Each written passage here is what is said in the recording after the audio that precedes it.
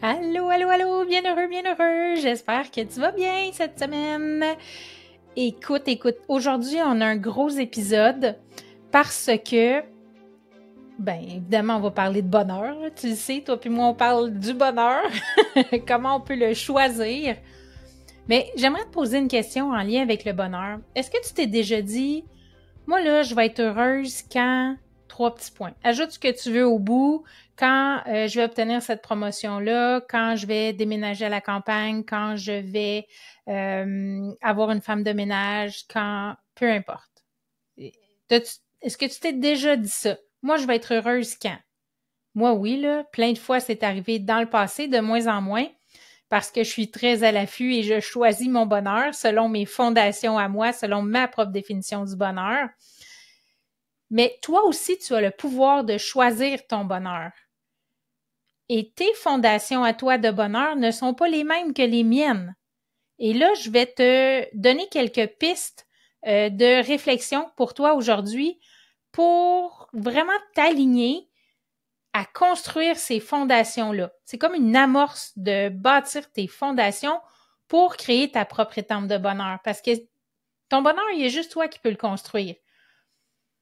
Et là, pour construire ton bonheur encore plus, cette semaine, du 15, 16, 17, 18, 19, du 15 au 19 avril, donc toute la semaine ici, le 2024, tout dépendant quand tu l'écoutes, mais 2024, de 11h30 à midi, tous les jours, je vais être en live sur ma page Facebook de l'Académie Love-toi et je vais te donner des classes bonheur. Donc, en plus de ce que tu vas entendre aujourd'hui, tu vas avoir des classes bonheur. Et si tu veux, moi, je vais les enregistrer. Si tu n'as pas le temps de les écouter directement en live, tu vas pouvoir les réécouter sur ma page Facebook de l'Académie Love-toi. Fait que ça, c'est un supplément encore plus pour t'aider à bâtir ton bonheur, à augmenter ton bonheur au quotidien et je te l'offre avec un grand, grand, grand plaisir. Puis aussi, au moment où tu écoutes ça, j'ai enregistré une masterclass sur choisir son bonheur aussi en Facebook Live sur ma page de l'Académie Love-toi que tu pourras aussi revoir en replay. Et si tu veux, écris-moi dans les commentaires replay ou si tu viens, t'es en direct, fais-moi un petit coup de cou. Moi, j'ai tellement hâte de partager avec toi toutes ces belles pépites-là. Et on commence ça parce que tu es la seule personne au monde responsable de ton bonheur. Et ça, je le dirai jamais assez. Puis des fois, les gens disent, voyons, Catherine, ça se peut pas, je peux pas être responsable de mon bonheur quand il y a la guerre dans le monde, quand il y a de la famine, quand il y a de la pollution. Oui, parce que tu as le choix. Tu as le choix de regarder ça et de te laisser imprégner de ces sentiments, de ces émotions négatives-là, ou de dire, wow, non, moi, c'est pas ça que je veux dans ma vie-là. De choisir de mettre ton attention sur autre chose sans ignorer le fait que ça existe, parce que ça existe, mais de trouver un sens positif à ces choses-là. Ça va accentuer ton bonheur aussi. Mais au bout du compte, tu es la seule responsable de ton bonheur. Il y a plein de freins au bonheur et je suis certaine que toi aussi, tu en vis à la limite au quotidien. Peut-être même au quotidien. Moi aussi, ça m'arrive, là, je ne suis pas parfaite, loin de là. Mais je te nomme, en tout cas, 4 gros freins au bonheur qui ont géré ma vie pendant un bout de temps ou à l'occasion. La colère, c'est un frein. La colère parce qu'on n'a pas ce qu'on veut, parce que quelqu'un a parlé dans notre dos, parce que quelqu'un est arrivé en retard. La colère, ça diminue ton bonheur. Ça diminue le pouvoir que tu as sur ta vie et sur ton bien-être. La haine d'un peuple, la haine des animaux, tu peux avoir la haine d'opinions, de certaines personnes qui ont des opinions différentes à la tienne. Tu peux avoir de la haine contre une personne en particulier. La haine aussi, la haine, la colère, ça vibre à des taux vibratoires très bas et quand on vibre ce taux-là, c'est ça qu'on attire à nous. Fait que c'est pour ça que c'est important d'être à l'affût de comment on se sent pour pouvoir attirer à nous des belles choses. L'autre frein au bonheur, il y a l'attachement. Tu sais, quand on a peur de perdre des objets, qu'on a peur de perdre une amitié, qu'on a peur de perdre de l'argent, de perdre des biens matériels, ben ça aussi, ça freine ton bonheur. Tu sais, quand on est capable de faire la paix, de dire, OK, pour l'instant, cette personne-là, elle est dans ma vie, on s'aime, ça va bien, on a une belle relation, mais de faire attention de ne pas avoir peur de perdre cette personne-là, de ne pas s'accrocher à cette personne-là ou à ce bien-là, tu sais, de vraiment être en paix avec le fait que ça se peut que cette personne-là parte de ma vie et c'est OK. Je te dis, c'est pas toujours facile, mais c'est des freins à ton bonheur que je veux apporter à ton attention puis que tu puisses aller voir dans ta vie, qu'est-ce que toi, comment ça s'applique dans ta vie? Est-ce que tu peux le relier à ta vie? Est-ce que tu peux faire un pont avec ce qui se passe chez toi, dans ta maison, dans ton travail, dans tes relations? Et là, s'il te plaît, stop à mettre la faute sur les autres, les circonstances, la météo. Tu es la seule responsable de ton bonheur. Arrête de mettre ça, arrête de remettre ton bonheur entre les mains des gens, entre les mains de la météo. Là, tu vas passer une mauvaise journée parce que quand tu t'es levé, tu as ouvert le rideau, il mouillait à Sio, où il y avait une méga tempête de neige. So what? Qu'est-ce que tu peux faire? Tu peux rien faire. Contrôle ce que tu peux contrôler. Ce que tu contrôles pas, ben, accepte-le. Au lieu de dire, c'est encore une tempête de neige, je vais être encore obligé de pelleter. Wow, c'est donc ben beau. Ouvre tes yeux. Regarde la lumière, comment c'est magnifique. Regarde les arbres. Émerveille-toi au lieu de bougonner. Et, tu sais, je te disais que tu es responsable de ton bonheur. Ben, il y a plusieurs clés, mais la première que je te dirais qui est hyper importante, c'est de t'arrêter de prendre le temps. Fais pause. Donne-toi un moment de pause, idéalement au quotidien. Si tu n'es pas capable, au moins une fois par semaine, pour pouvoir vraiment installer ces bases de bonheur-là, pour pouvoir aller voir à l'intérieur de toi, pour décrypter ton bonheur à toi. Ta définition du bonheur, c'est quoi? Pas celle des autres, la tienne. Parce qu'il y a des milliards de personnes sur la Terre et chacun a sa définition du bonheur. Jamais les circonstances extérieures, toujours à l'intérieur de toi. C'est quoi, toi, ton bonheur? Ton bonheur, ta responsabilité, ta définition du bonheur, tout part de toi. Mais comme tout part de toi, tu dois te dépoussiérer. Tu dois apprendre à te connaître.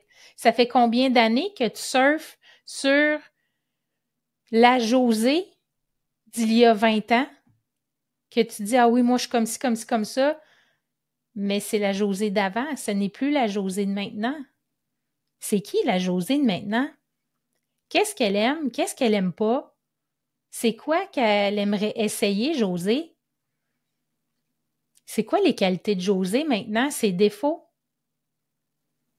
Ben ça, se dépoussiérer, ça, c'est le monde visible du dépoussièrement, si on veut dire. C'est la poussière visible qu'on peut aller balayer, qu'on peut aller prendre un chiffon puis dire, OK, moi, voici, j'aime ça, j'aime pas ça. Ça, là, ça te permet de faire des heureux choix. Parce que quand il se présente quelque chose à toi, tu vas dire, non, ça, j'aime pas ça, je fais pas ça. Tu vas être capable de mettre tes limites.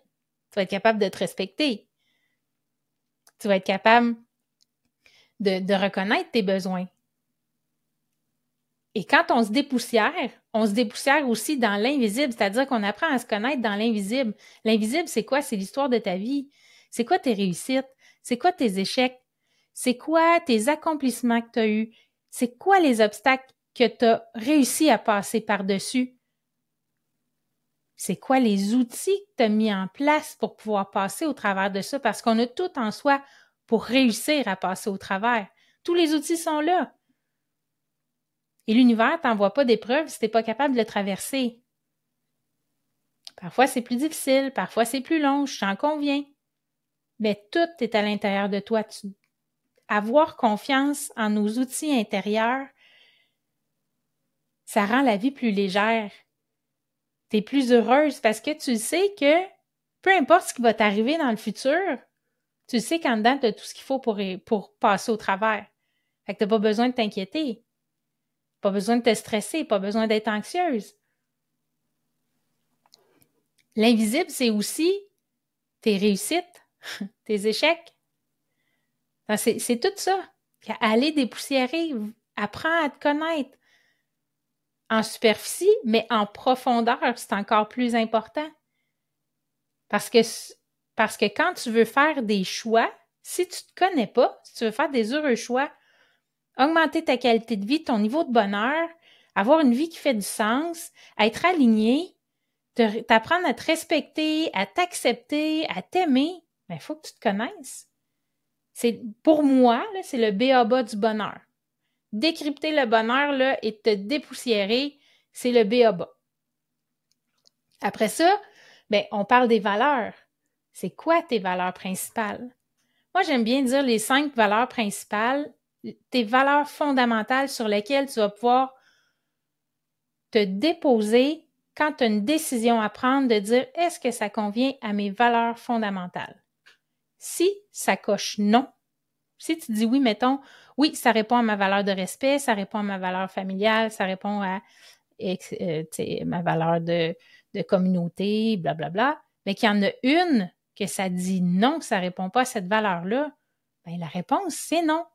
Le chemin devient plus clair. C'est comme une boussole. Pour moi, il y a comme 2 parties à la boussole, les valeurs et le plan de vie, mais le plan de vie, je vais t'en reparler un petit peu plus loin. Fait que les valeurs, et souvent, on va dire, ben oui, moi, ce qui est important pour moi, c'est la famille, c'est mes amis, c'est... Bon, là, je t'en nomme 2 parce qu'il y en a 2 qui me viennent en tête, là.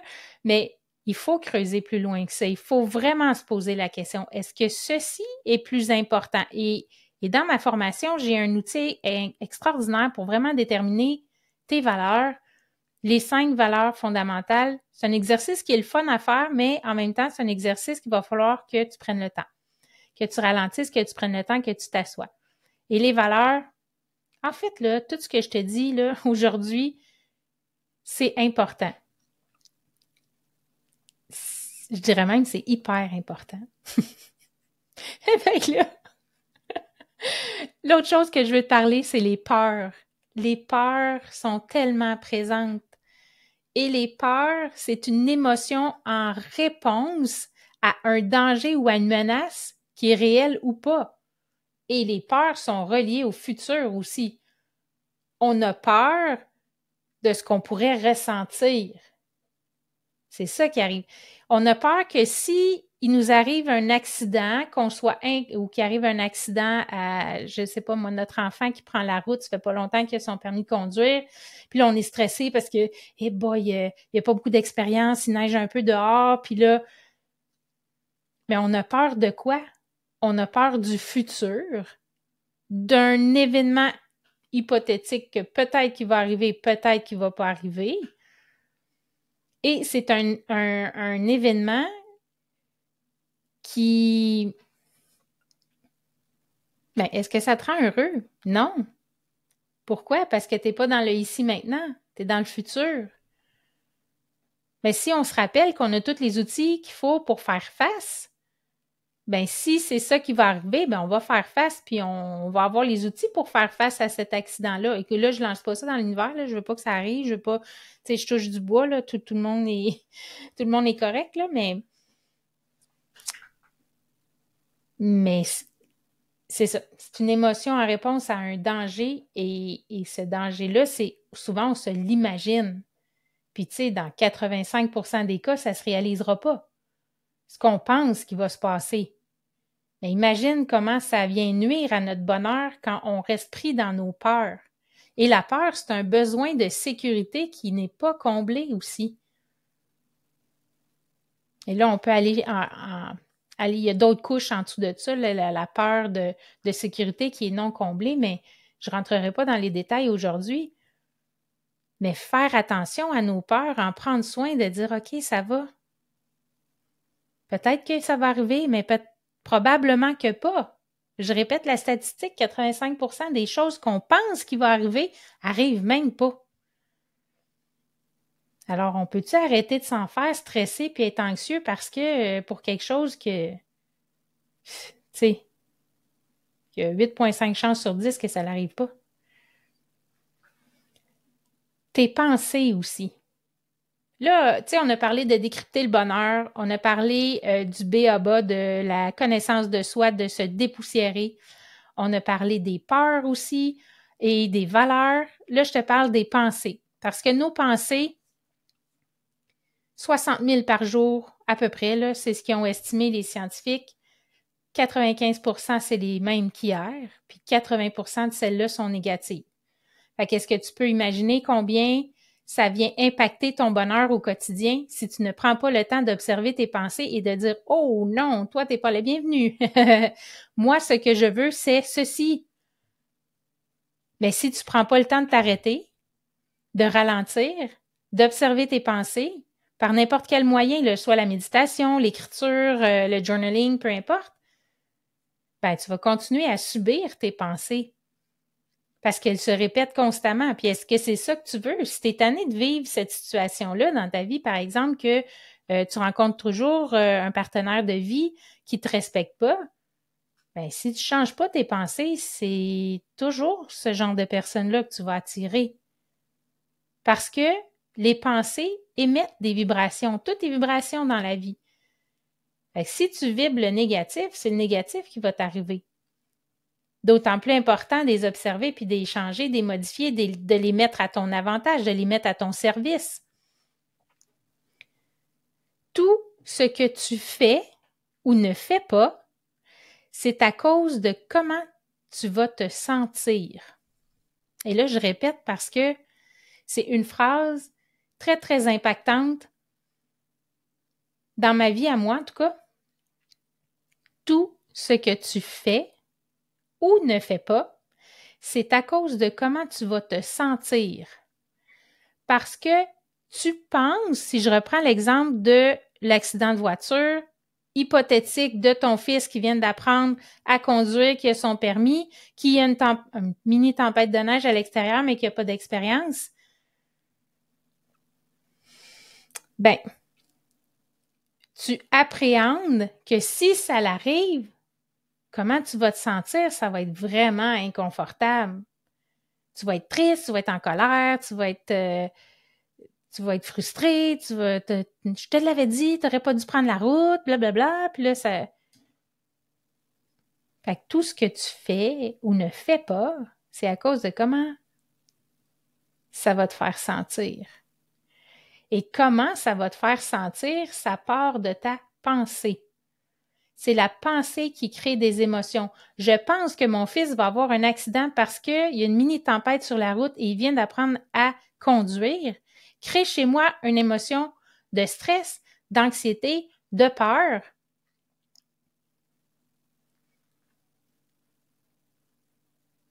Donc, pensée, émotion, ça part toujours d'une pensée, tout le temps, tout le temps, tout le temps. Puis le cerveau, ben, tu le sais comme moi, c'est le grand patron. C'est lui qui va te diriger. C'est lui qui va amener à ta conscience. Et là, dans la formation, j'explique comment ça se passe, le système réticulé activateur qui met son attention. En fait, c'est ce sur quoi tu mets ton attention prend de l'expansion. C'est comme si tu sortais tes jumelles puis tu disais à ton cerveau, « Eh boy, ça c'est important pour moi. » Et là, il va mettre son attention sur ce que toi tu trouves important. Il va amener à ta conscience ça.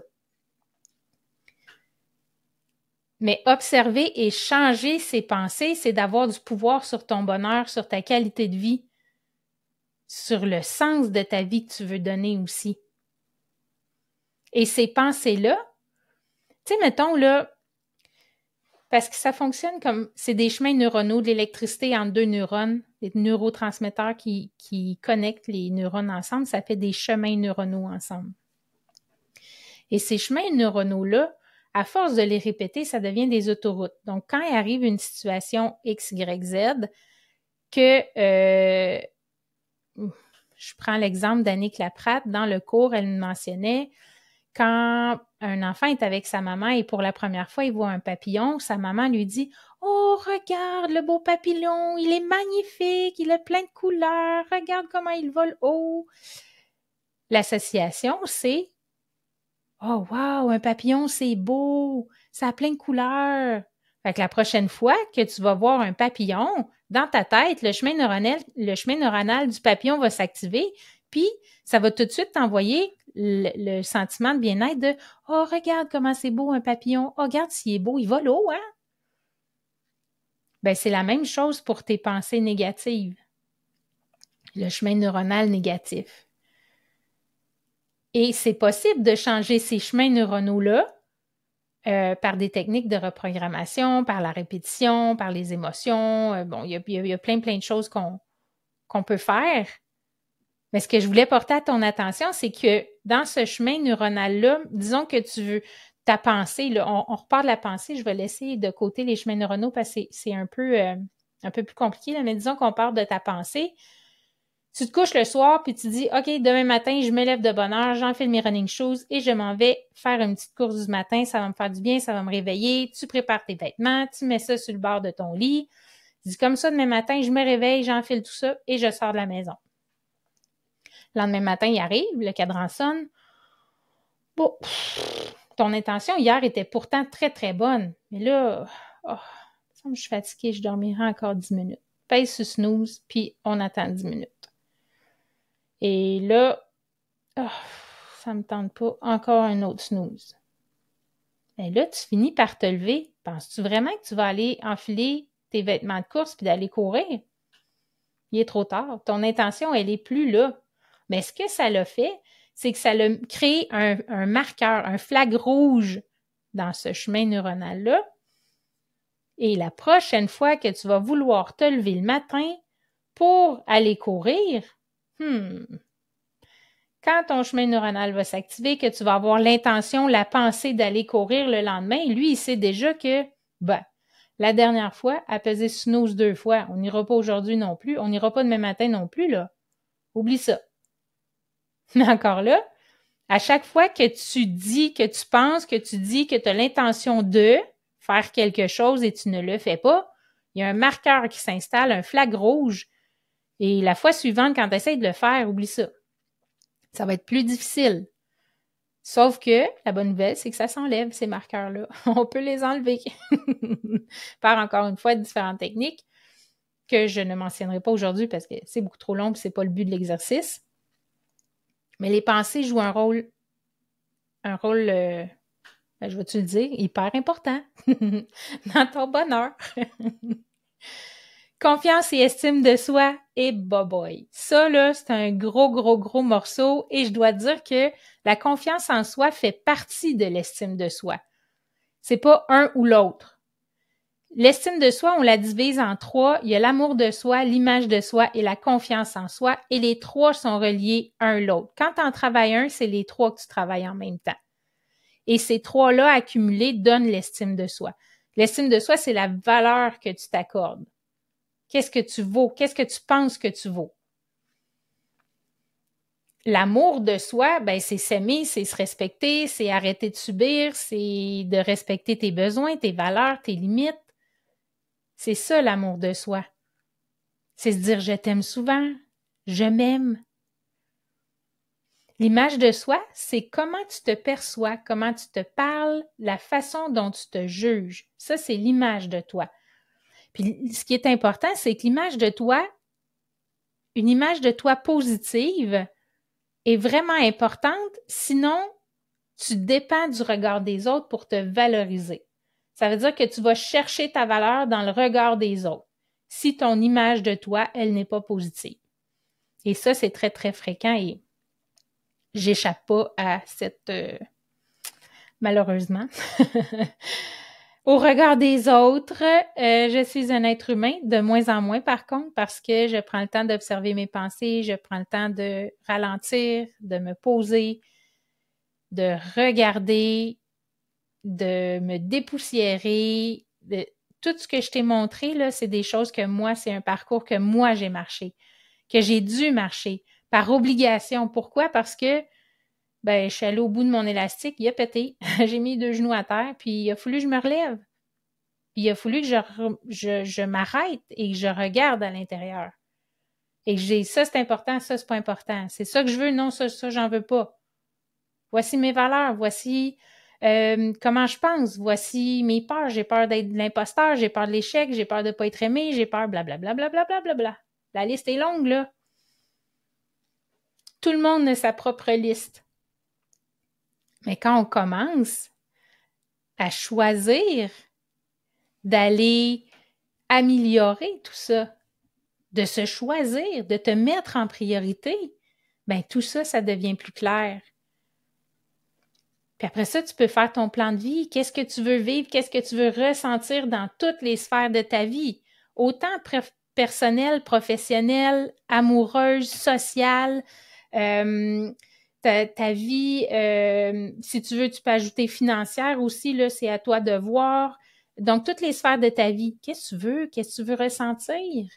Qu'est-ce que tu as le goût de vivre? On se pose jamais la question, mais c'est un exercice qui est pas facile parce que souvent, c'est teinté par ce qu'on a entendu, ce qu'on a vu, ce que nos parents nous disaient, ce que la société veut de nous, Mais toi, là, au-delà de tes croyances, au-delà de ce que tu penses que ça devrait être, là, intérieurement, tu veux vivre quoi? Tu veux ressentir quoi dans ta vie? Dans chacune de ces sphères-là. Et ce plan de vie-là, tu l'écris et évidemment, c'est évolutif. Même chose pour tes valeurs. C'est pas parce que tu as tes valeurs maintenant à 40 ans que ça va être les mêmes à 50 puis à 60 ou à 35, peu importe où est-ce que tu es rendu dans ta vie. Tout ce que je te dis là, c'est évolutif. Parce qu'on apprend, parce qu'on vit des choses, parce que c'est l'évolution. Tout est évolution dans la vie. Ton bonheur aussi. Et le dernier point que je voulais partager avec toi, c'est trouver ton ikigai. Je ne sais pas si tu connais ce concept japonais-là, mais c'est un concept que j'ai découvert il y a quelques années et que je trouve complètement formidable parce que l'ikigai, ça veut dire, traduction là, ta raison d'être plus ta joie de vivre ensemble. Pourquoi tu te lèves le matin? Pas pourquoi dans le sens de pourquoi parce que, là, non, le P-O-U-R espace Q-U-O-I, pourquoi tu te lèves le matin? Qu'est-ce qui fait du sens pour toi? Et cet ikigai-là peut être décomposé en petits, mais tu en as un principal, un essentiel. Et tu feras tes recherches si tu veux, c'est vraiment passionnant et c'est un exercice que je donne aussi dans la formation. En fait, tous les points que je t'ai nommés, c'est toutes des choses qu'on va décortiquer ensemble, qu'on va voir ensemble, qu'on va prendre plaisir. Des fois, c'est pas trop du plaisir, mais en même temps, ça t'apporte tellement de respect pour toi, de reconnexion. Ça t'aiguille. C'est comme un phare. Tu sais, comme un phare à bateau, là. Tu vas installer ça, tu vas construire ton phare, tu vas faire « OK, c'est là que je m'en vais. » Et c'est toi qui vas construire pierre par pierre, avec amour, avec bienveillance, avec compassion. Et c'est pourquoi tu te lèves là le matin. Imagine te lever tous les jours et dire « Hey, aujourd'hui, là, je m'en vais changer la vie des gens. Aujourd'hui, je m'en vais... tu sais, comme je donnais l'exemple à ma cliente, mettons que tu as une petite fille et que à tous les mercredis, tu vas la chercher en sortant d'école, vous allez prendre une marche, manger un cornet de crème glacée, tu l'amènes chez toi, prépare le souper, blablabla, avec elle, tu lui montres à cuisiner. Ben ça, là, c'est un ikigai aussi. C'est quelque chose qui donne du sens à ta vie. Fait qu'à chaque mercredi matin, quand tu te lèves, t'es contente, t'es heureuse, tu ressens de l'amour, de la joie parce que c'est ta journée petite fille aujourd'hui. Ça fait du sens pour toi. Ben ça, faut que tu le détermines, qu'est-ce qui fait du sens pour toi. Et il y a des exercices complets, il y a des livres, il y a des super livres sur l'ikigai avec des exercices à faire pour vraiment trouver le centre, en anglais, ils disent « a reason of being », la raison d'être, ta raison d'être à toi, parce qu'on est tous sur la Terre pour une raison particulière. Et j'ai assisté à une formation justement d'un gars que j'ai connu à l'Académie du podcast et lui, ça lui a pris 1 an à trouver son ikigai. Donc, il faut de la persévérance, il faut que tu sois dévoué. Puis en fait, c'est les mêmes qualités que tu dois développer quand tu marches le chemin de ton bonheur. Quand tu décides de choisir ton bonheur, de tourner ton regard vers toi, te donner de l'amour, de trouver un sens à ta vie, il faut que tu sois dévouée, il faut que tu sois persévérante, il faut de la constance. Il faut être aussi bienveillante, un pas à la fois. Tu n'as pas besoin de tout faire ça, c'est un processus.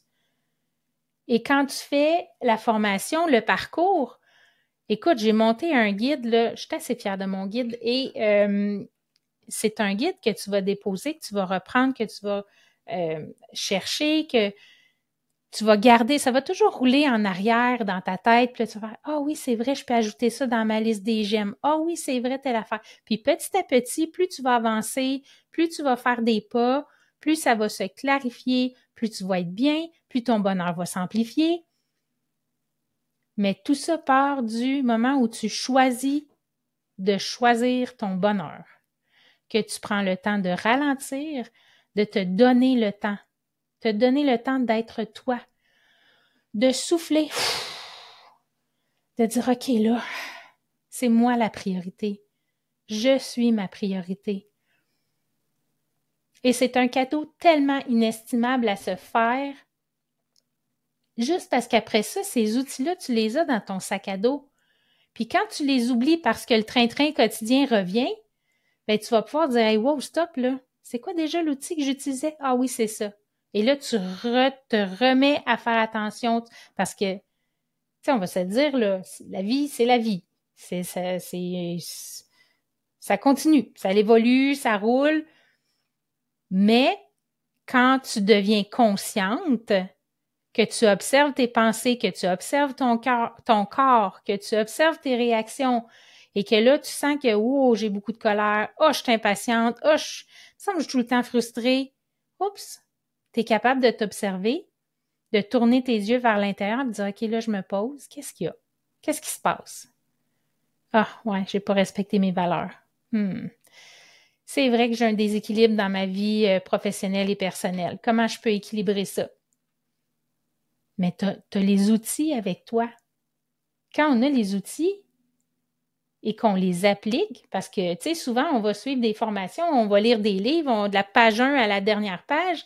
Ah oui, c'est intéressant, on va mettre le livre là, puis on fait aucun exercice, puis on met rien en pratique. Si tu fais cette formation-là, la formation Love-toi avec moi, il faut que tu te mettes en pratique. Parce que sinon, ben, fais-la pas, parce que ça sert à rien. Parce que c'est des outils puissants. Mais, il faut se mettre du temps. Il faut que tu te consacres du temps et que tu te choisisses et que tu choisisses ton bonheur. Fait que j'espère que tu as apprécié cet épisode-là. Écoute, j'ai donné plein de stock aujourd'hui, mais je voulais vraiment te dresser un portrait assez complet de ce que moi je trouve les outils essentiels à mettre dans ton sac à dos pour donner un sens à ta vie, pour te réaligner, pour apprendre à rêver, pour mettre de la clarté dans ta vie. Dépoussière-toi. Dépoussière, fais le ménage. Un gros ménage de printemps. Puis là, c'est pas dans une journée, là. On se calme. Le but, c'est pas d'être épuisé, c'est que ça dure à long terme. Fait qu'on prend notre temps parce que, écoute, on va jouer dans les valeurs, on va jouer dans les peurs, on va jouer dans les pensées, on va s'amuser à aller voir le visible et l'invisible à l'intérieur de nous, à réécrire notre vie, qu'est-ce qu'on fait aussi à avoir de l'estime pour soi, de l'amour, avoir une bonne image de soi, une bonne confiance en soi, à écrire ton plan de vie, parce que ton plan de vie, tes valeurs, ça va être des filtres aussi. Fait que je pense que j'ai fait le tour de ce que je trouvais important à te communiquer. Puis je pense que tu peux partir de ça pour faire un petit bout de chemin toi aussi, mais si tu as envie d'être accompagné, que je t'accompagne ben viens m'écrire sur les réseaux sociaux en privé. Viens me dire « Hey Catherine, vraiment ce que tu as parlé, ça me touche, puis je suis rendue là à me choisir. Je suis rendue à me mettre en priorité. Je suis rendue à prendre le temps, à ralentir, puis à dire « OK, qu'est-ce que je veux plus? » À mettre ça clair, à donner un sens. Moi, là, ça va vraiment, vraiment me faire plaisir. Puis, tu sais, la formation, elle débute le 23 avril, la nouvelle session. Donc, c'est 8 semaines, puis on fait ça ensemble. Puis, c'est mon plus grand souhait d'aider le plus grand nombre de femmes, de mamans à se choisir, à choisir leur bonheur. Fait que si ça te tente, là, viens me jaser. Écoute, je vais être vraiment, vraiment contente. Fait que je te souhaite une super belle semaine, bien heureux, bien heureuse, et nous, on se retrouve la semaine prochaine. À bientôt!